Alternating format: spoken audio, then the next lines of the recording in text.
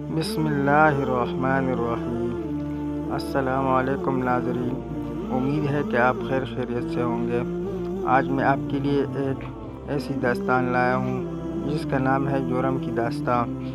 دوستو، اگر ہماری یہ کہانی آپ کو پسند آئے تو ہماری یوٹیوب چینل کو ضرور سبسکرائب کریں تاکہ آنے والی مزید دلچسپ کہانیاں آپ تک پہنچ سکیں۔ کہانی کچھ اس طرح سے ہے دوستو۔ دستگیر شہزاد توبہ ٹیک سنگھ میں جنگ روڈ پر ایک محلہ اقبال نگر واقع ہے۔ اسی محلے میں رانا اقرار رہتے تھے۔ شہر سے لگی ہوئی رانا اقرار کی زیر زمین تھی۔ رانا اقرار نے اس قطعہ پر بورنگ کرا رکھی تھی، ساتھ ہی امرود، انولا، لیمو جیسے درخت بھی لگا رکھے تھے۔ باقی کی جو خالی زمین تھی اس پر وہ موسمی سبزیوں کی پیداوار کرتے تھے۔ رانا اقرار کے کنبے میں بیگم اقرار کے علاوہ دعا، فوزیہ اور سارا نامی 3 لڑکیاں اور اکلوتا بیٹا ساحر تھا۔ بھائی بہنوں میں فوزیہ سب سے چھوٹی تھی۔ تینوں بیٹیوں کو دھیان میں رکھتے ہوئے انہوں نے بچت کرنا شروع کر دی تھی۔ انہوں نے بینک میں کھاتے کھلوائے تو نیشنل بینک کی میرج پالیسی بھی لی۔ اس کا ثمر یہ ملا کہ جب شادی کے قابل ہوئی تب رانا اقرار کے ہاتھ میں موٹی رقم تھی۔ رانا اقرار نے مناسب لڑکے تلاش کر کے باری باری دونوں بیٹیوں کے ہاتھ پیلے کر دیے۔ بیٹیوں کی شادی کے کچھ عرصے بعد رانا اقرار کی بیوی اقرا اچانک بیمار ہو گئی۔ رانا اقرار نے پہلے توبہ ٹیک سنگھ میں اس کا علاج کروایا۔ فائدہ نہ ہوا تو اقرا کو علاج کرانے فیصل آباد اور لاہور بھی لے گئے۔ ڈھیر ساری رقم خرچ کرنے کے باوجود اقرا صحت یاب نہیں ہوئی۔ اس کا جسم مسلسل گھٹتا رہا۔ آخرکار ایک دن وہ کنبے کو روکتا بلکتا چھوڑ کر چلا گیا۔ روتا بلکتا چھوڑ کر چلی گئی۔ ان دنوں ساحر 23 سال کا تھا اور فوزیہ 14ویں سال میں داخل ہوئی تھی۔ پھر 5 سال تک یوں ہی گزر گئے۔ اب فوزیہ الہڑ نہیں رہی تھی۔ گزرتے وقت کے ساتھ ساتھ بڑی پری جوان لڑکی ہو گئی تھی۔ رانا اقرار کی خواہش ساحر اور فوزیہ کا بیاہ ایک ساتھ کرنے کی تھی۔ بیٹی رخصت ہو کر سسرال جائے تو گھر سنبھالنے بہو آ جائے۔ اس طرح ان باپ بیٹے کی دقت نہیں ہوئی، مگر ساحر فی الحال شادی کرنے کو راضی نہیں تھا۔ اسی سبب فوزیہ کی بھی شادی ٹلتی رہی۔ رانا اقرار بیٹی بیٹے کے لیے کچھ اور خواب بن رہا تھا۔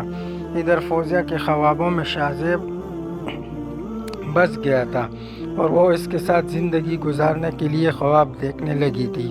شاہزیب پڑوس میں رہنے والے محسن کا بیٹا تھا اور منڈی میں سبزی کی آڑت کرتا تھا اور خوب شان سے رہتا تھا۔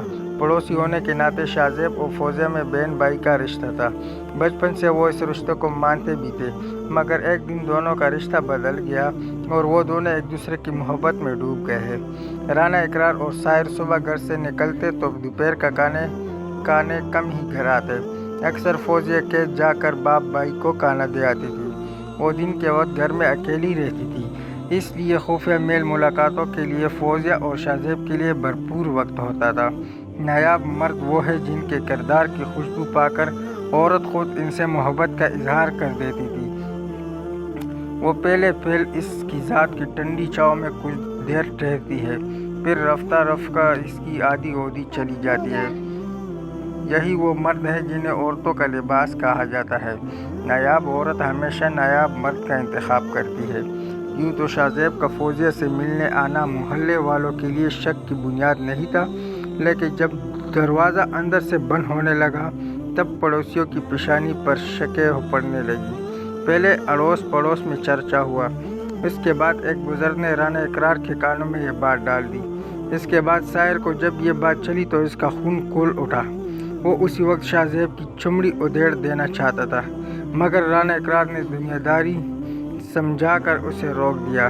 بیٹا جوش سے نہیں، ہوش سے کام لو، اس نے بیٹوں کو سمجھاتے ہوئے کہا۔ مار پیٹ کرو گے تو ہنگامہ ہوگا اور ایسا ہونے پر بدنامی ہماری فوزیہ ہوگی۔ تم چپ رہو، میں فوزیہ سے بات کروں گا۔ ساحر خون کے گھونٹ پی کر رہ گیا۔ اسی شام کو رانا اقرار نے فوزیہ سے اس کے اور شاہزیب کے سلسلے میں بات کی تو وہ صاف مکر گئی۔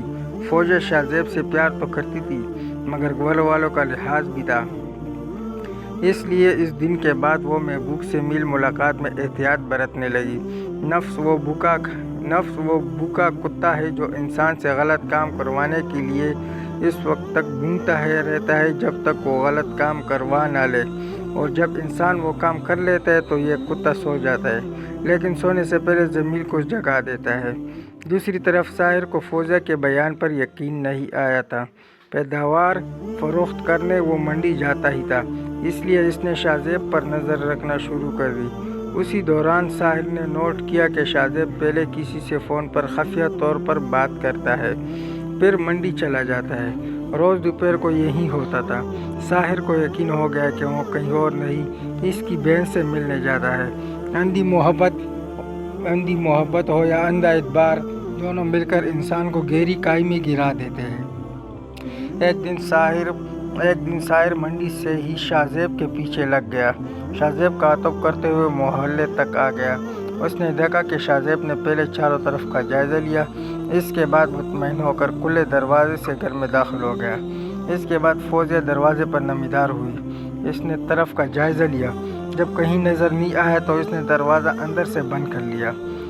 ساحر شاہ زیب کو اپنی بہن کی عزت سے کھیلنے کا وقت نہیں دینا چاہتا تھا، اس لیے وہ فوراً دروازے پر جا پہنچا اور زور شور سے کنڈی پیٹنا شروع کر دی۔ کچھ منٹ تو لگا مگر فوزیہ نے بدحواسی کے عالم میں دروازہ کھول دیا۔ ساحر نے اسے خوب پیٹا۔ اس کے بعد فون کر کے باپ کو بلایا۔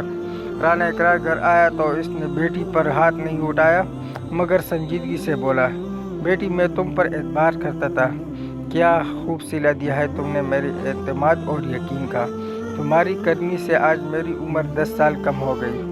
اس کے بعد وہ بھی دونوں ہاتھوں سے منہ چھپا کر رونے لگا۔ باپ کے آنسو نے وہ کام کیا جو دنیا کی دوسری کوئی طاقت نہیں کر سکتی تھی۔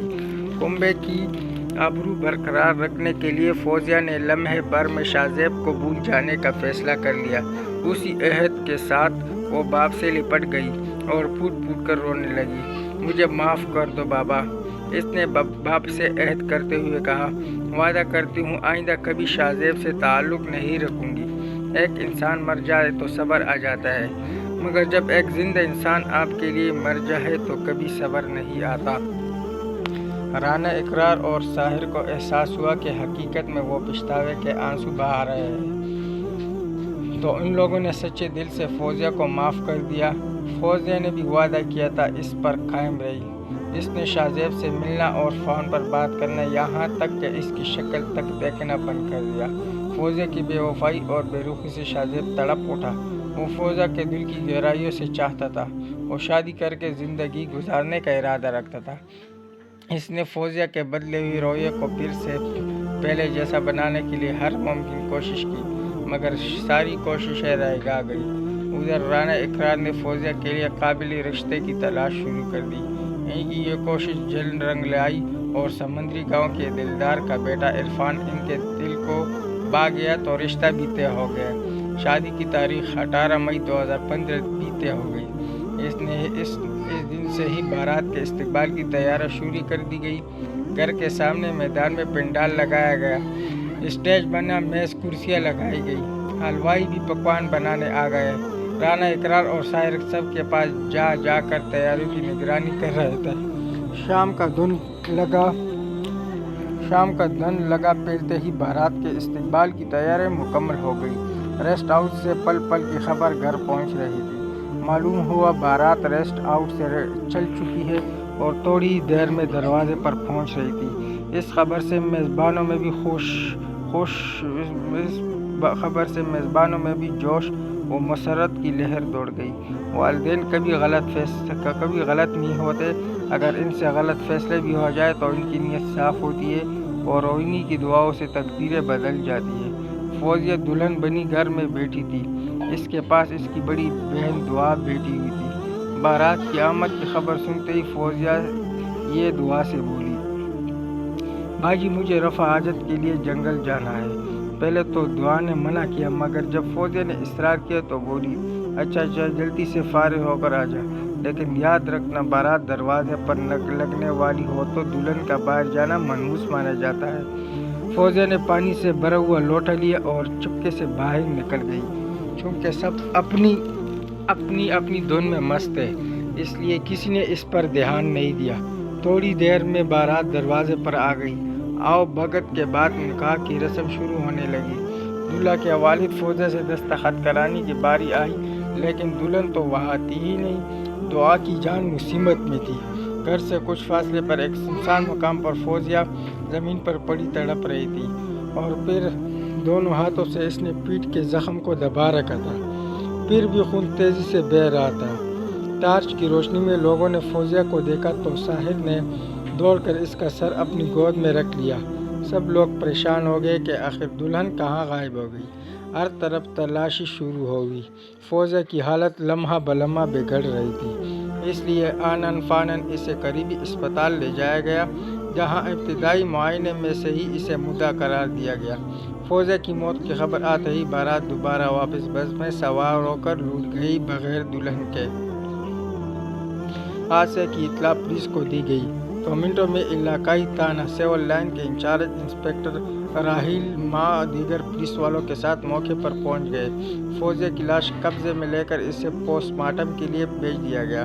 سب حیران تھے کہ آخر دلہن کو کس نے اور کیوں مارا۔ باپ اور بھائی نے دعا کو بھی بہت کوسا، جس نے بہن کو اکیلے باہر جینے دیا۔ کسی کا بھی ذہن اس سانے کو قبول کرنے کو تیار نہ تھا۔ جہاں کچھ لمحے قبل خوشیاں تھی، اب وہاں ماتم ہو رہا تھا۔ ایف آئی آر نامعلوم ملزمان کے خلاف کٹی، مگر جب پولیس نے ساحر سے تفصیلات لینے کے بعد شاہ زیب کو شامل تفتیش کرنے کا فیصلہ کیا۔ 6 روز بعد پولیس نے شور کوٹ موڑ سے شاہ زیب کو گرفتار کر لیا۔